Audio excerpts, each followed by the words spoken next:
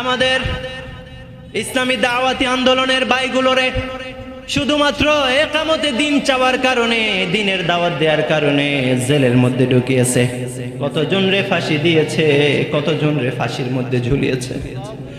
আমাদের এক ভাই ফাঁসির মঞ্চে যাওয়ার 3 ঘন্টা আগে ছেলেরে ডেকে বলল, বাবা আল্লাহর সাথে দেখা করতে যাব, কি ড্রেস পরে যাব বাবা? ছেলে বললেন, বাবা আল্লাহর প্রিয় রং হলো সাদা, সাদা জুব্বা পরবেন, সাদা পায়জামা পরবেন, সাদা টুপি লাগাবেন, আতর লাগাবেন। তিনি তাই করলেন।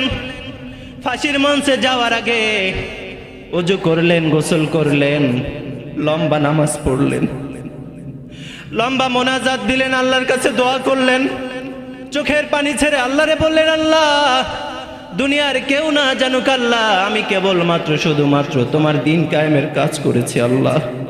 আমি অন্য কারো সামনে মাথা নত করি নাই, শুধুমাত্র কেবলমাত্র তোমার দাওয়াত দিয়েছি আমি। ফাঁসির 10 মিনিট আগে জল্লাদদের বলল, চলো আমারে নিয়ে চলো। জল্লাদরা 2 পাশ থেকে হাত ধরেছে, চলেন। উনি বললেন, আমার হাত ধরার দরকার নাই। জল্লাদ বললে, এটা আমাদের নিয়ম।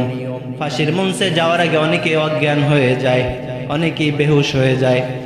উনি বলল, ওই যে দেখা যায় ফাঁসির মঞ্চ, ওই যে দেখা যায় ফাঁসির রশি, ওটা ফাঁসির রশি না, ওটা জান্নাতের মালা। এরা দিনের জন্য কাজ করে গিয়েছেন, দুনিয়ার কোনো স্বার্থ চান নাই, দুনিয়ার কোনো হিসাব চান নাই, দুনিয়ার কোনো কিছু চান নাই, শুধুমাত্র একামতে দিনের কাজ করে গিয়েছেন। আমাদের আর এক ভাইকে ফাঁসিতে দেওয়া হলো। ফাঁসির আগে জেলখানায় বসে স্ত্রীর কাছে চিঠি লিখছেন। স্ত্রীর নাম হলো পেয়ারি। কি নাম? পেয়ারি। স্ত্রীকে চিঠি লিখছে, প্রিয়তমা পেয়ারি, আমি আল্লাহর কাছে চলে যাচ্ছি, তুমি চিন্তা করো না, তুমি টেনশন করো না, তোমার আমার জান্নাতের সিঁড়িতে দেখা হবে। কত বড় ঈমানওয়ালা, চিন্তা করেন। ফাঁসির মঞ্চে ঝোলার আগে এক চুল পরিমাণ ভয় ছিল না, এক চুল পরিমাণে চিন্তা ছিল না, টেনশন ছিল না।